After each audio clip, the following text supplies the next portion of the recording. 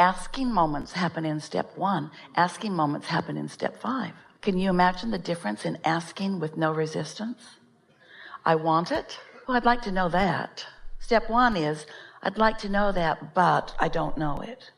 I'd like to know that, but it might be hard to learn. Step 5 is, I like to know that. It's focus. A question or an asking is a focus. So when you ask or focus with no resistance, and you join forces with the resources who, here's the thing, and don't let this disappoint you. Let this enliven you. It does us. Whenever you ask, whether you're in step 5 or step 1, whenever you ask, it's a step 5 moment for us.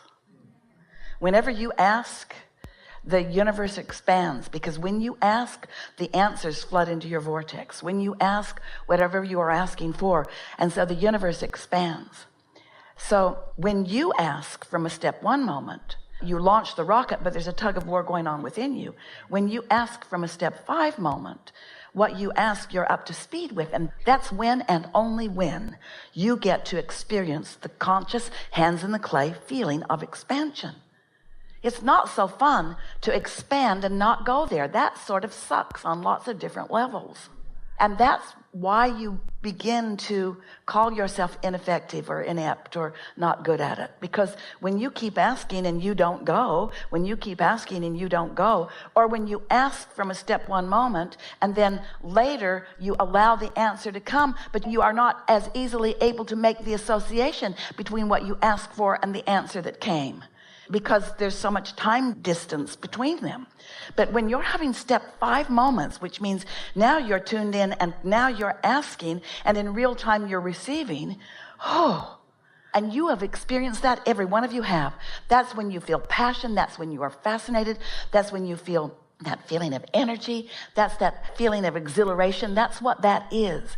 And it doesn't have to be as fleeting for you as it is. It is something that you can deliberately accomplish because you now understand how the laws of the universe work. And more important, you are figuring out a little better every day, from what point of attraction did you set your tuner? Who set my tuner? Somebody who's mad at me, and now my knee-jerk response to them, is that how I set my tuner today? Well, this is going to be one hell of a day, isn't it? I set my tuner like that, and now is everybody in a bad mood? No, but everybody you meet's going to be, pretty much. What are you fascinated with?